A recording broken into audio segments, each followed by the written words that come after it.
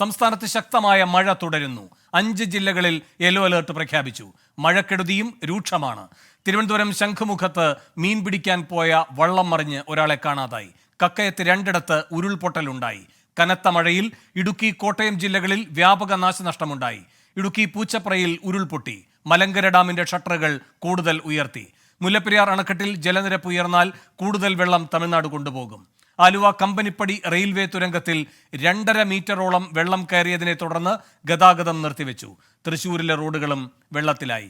സൂരജ് സജി തൃശൂരിൽ നിന്ന്, രാഹുൽ വിജയൻ ഇടുക്കിയിൽ നിന്ന്, അശ്വിൻ പാലാഴി കൊച്ചിയിൽ നിന്ന്, രാഹുൽ സുരേഷ് കോഴിക്കോട് നിന്ന് ഏറ്റവും പുതിയ വിവരങ്ങളുമായി തത്സമയം ചേരുന്നു. ആദ്യം സൂരജ് സജിയിലേക്ക്. സൂരജ്, തൃശൂരിൽ വലിയ മഴയും വെള്ളക്കെട്ടുമൊക്കെയാണോ?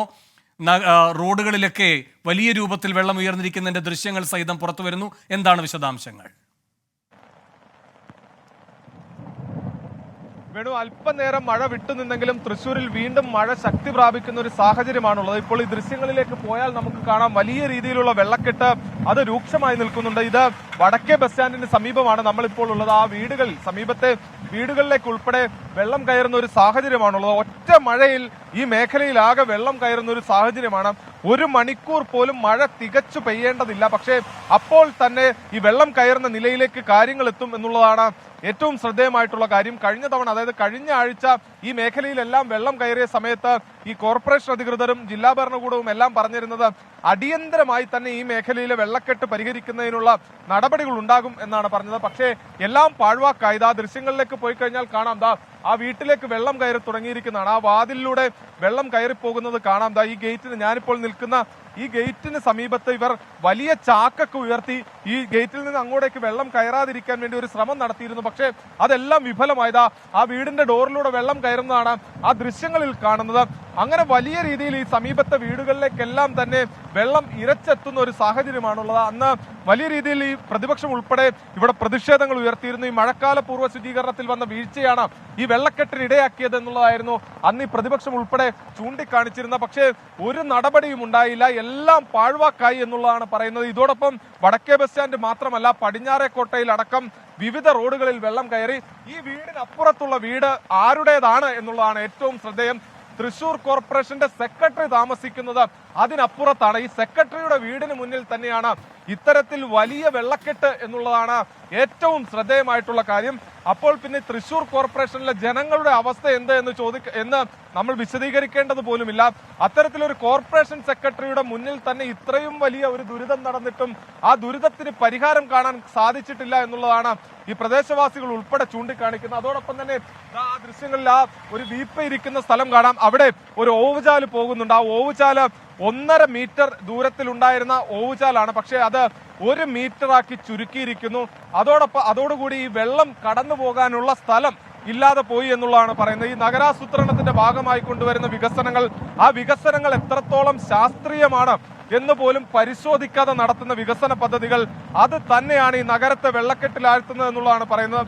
ഇത് കണ്ടോ, 1.5 മീറ്റർ അല്ല, 1 അടി, 1.5 അടി നീളത്തിലുണ്ടായിരുന്ന ഓവുചാല് ഇത് 1 അടിയാക്കി ചുരുക്കിയിരിക്കുകയാണ്. അതോടൊപ്പം തന്നെ ഇവിടെ ഈ സ്ലാബുകളോ ഒന്നും തന്നെ ഇട്ടിട്ടില്ല. നേരത്തെ ഈ ഭാഗത്ത് മുട്ടറ്റം വെള്ളമായിരുന്നു. 3 പേരാണ് ഈ ഓവുചാലിൽ ഇന്ന് വീണത് എന്നുള്ളതാണ് ഇതിന് സമീപത്തെ കടകളിൽ ഉൾപ്പെടെ പറയുന്നത്. ഇതിന് സമീപത്തെ ജീവനക്കാരുണ്ട്, അവരെല്ലാവരും പറയുന്നത് 3 പേർ, അതായത് ഒരു ബസ് ഡ്രൈവർ അടക്കം 3 പേർ ഇന്ന് ഇവിടെ ഈ സ്ലാബ് ഇല്ലാത്തത് കൊണ്ട് ഈ ഓടയിൽ വീഴുന്ന ഒരു സാഹചര്യമുണ്ടായി.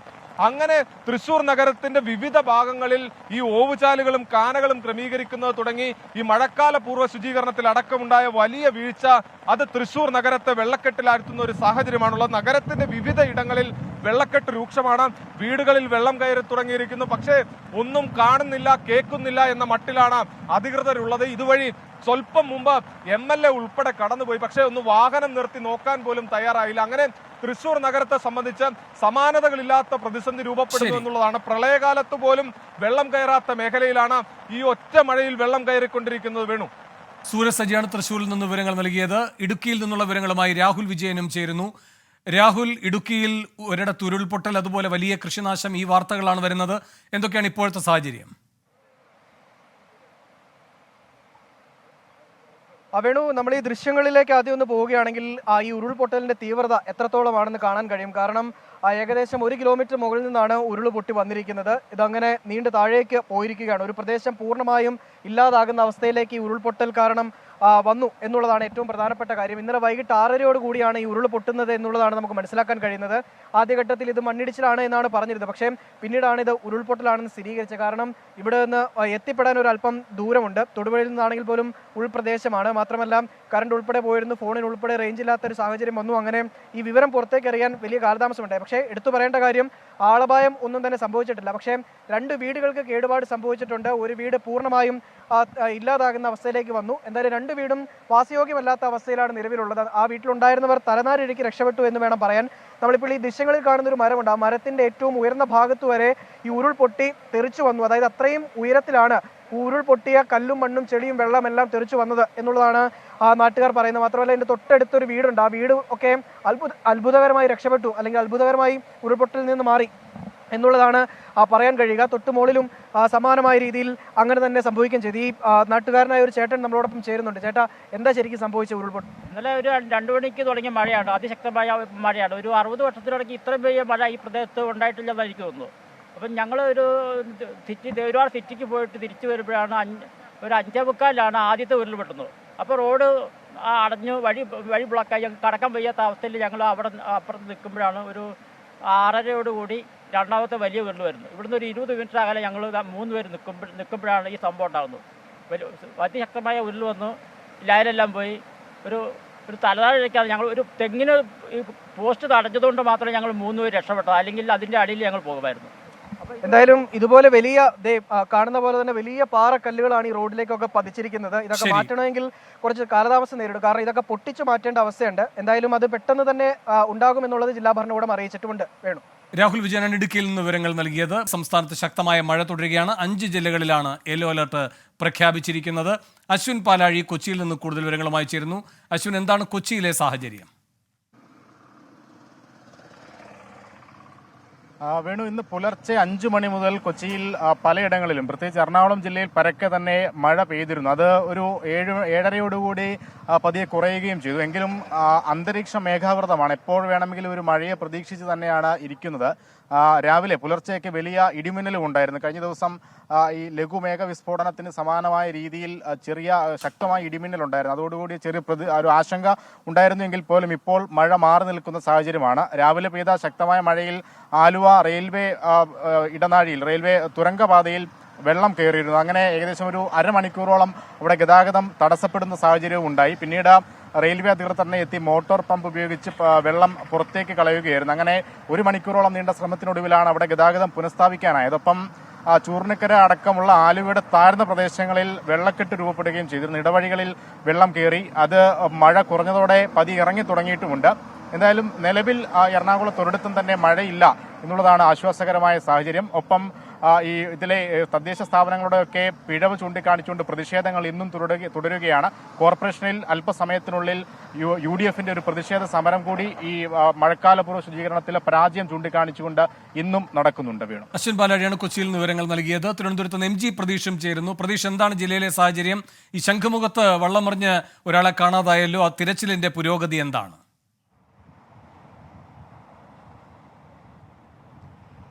വേണു, ഇന്ന് രാവിലെയോട് കൂടിയാണ് തിരുവനന്തപുരം ശംഖുമുഖത്ത് വള്ളം മറിയുന്നത്. ശംഖുമുഖത്ത് നിന്ന് വിഴിഞ്ഞം തുറമുഖത്തേക്ക് പോയ മത്സ്യബന്ധന വള്ളമാണ് ശക്തമായ തിരമാലയിൽപ്പെട്ട് മറിഞ്ഞത്. 2 പേരായിരുന്നു ഈ വള്ളത്തിൽ ഉണ്ടായിരുന്നത്. ശംഖുമുഖത്ത് നിന്ന് വിഴിഞ്ഞത്തേക്ക് പുറപ്പെടുമ്പോൾ ഈ ശക്തമായ തിരമാല ഉണ്ടാവുകയും വള്ളം തലകീഴായി മറിയുകയുമായിരുന്നു. ശംഖുമുഖം സ്വദേശികളായ വിൻസെന്റ്, മഹേഷ്, ഈ 2 പേരുമാണ് വള്ളത്തിൽ ഉണ്ടായിരുന്നത്. ഈ വിൻസെന്റ് വള്ളം മറിഞ്ഞതോടുകൂടി തന്നെ തിരിച്ച് കരയിലേക്ക് നീന്തി കയറിയിരുന്നു. പക്ഷേ ഒപ്പമുണ്ടായ മഹേഷിനെയാണ് കാണാതായത്. മത്സ്യത്തൊഴിലാളികൾ ആദ്യഘട്ടത്തിൽ തിരച്ചിൽ നടത്തിയെങ്കിലും മഹേഷിനെ കണ്ടെത്താൻ കഴിഞ്ഞിട്ടില്ല. ഇപ്പോൾ കോസ്റ്റ് ഗാർഡും കോസ്റ്റൽ പോലീസും ശംഖുമുഖത്ത് തിരച്ചിൽ നടത്തുന്നുണ്ട്. അല്പസമയം മുമ്പാണ് കോസ്റ്റൽ പോലീസ് തിരച്ചിൽ ആരംഭിച്ചിട്ടുള്ളത്. പ്രതികൂലമായ ഒരു കാലാവസ്ഥയാണ് ഇവിടെ നിലനിൽക്കുന്നത്. ശക്തമായ കടലാക്രമണം ഈ തിരുവനന്തപുരത്തെ തീരമേഖലകളിലുണ്ട്. ഉയർന്ന തിരമാലയാണ്. അതുകൊണ്ട് തന്നെ ഈ രക്ഷാപ്രവർത്തനം, തിരച്ചിൽ ദുസ്സഹമാണ് എന്നതാണ് കോസ്റ്റൽ പോലീസും മത്സ്യത്തൊഴിലാളികളും അറിയിക്കുന്ന കാര്യം. നിലവിൽ കേരള തീരത്ത് മത്സ്യബന്ധനത്തിന് വിലക്കുണ്ട്.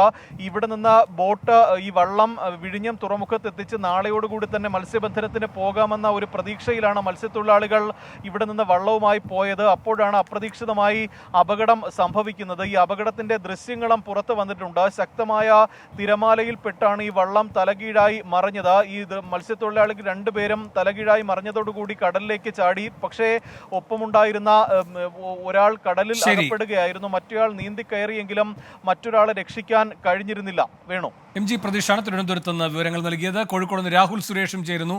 രാഹുൽ, ഈ കക്കയത്ത് 2 ഇടത്ത് ഉരുൾപൊട്ടൽ ഉണ്ടായി എന്ന വാർത്ത വരുന്നു. എന്തൊക്കെയാണ് പൊതുവായി ജില്ലയിൽ മഴക്കെടുതിയുമായി ബന്ധപ്പെട്ട് ലഭിക്കുന്ന വിവരങ്ങൾ?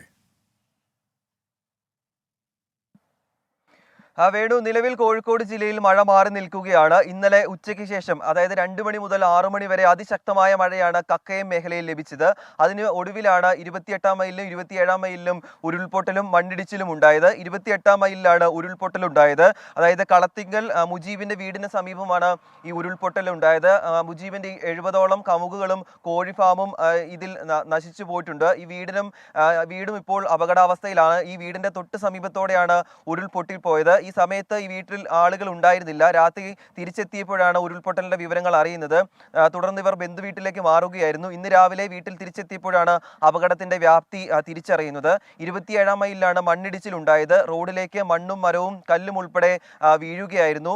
കക്കയത്തെത്തുന്ന വിനോദസഞ്ചാരികൾ ഉൾപ്പെടെ തിരിച്ചു പോകുന്ന ഒരു സമയം കൂടിയായിരുന്നു. പക്ഷേ മറ്റ് അപകടങ്ങളും ഉണ്ടാകാതെ രക്ഷപ്പെട്ടു എന്നതാണ് ഏറ്റവും ആശ്വാസകരമായ കാര്യം. രാഹുൽ സുരേഷാണ് കോഴിക്കോട് നിന്ന് വിവരങ്ങളുമായി ചേർന്നത്.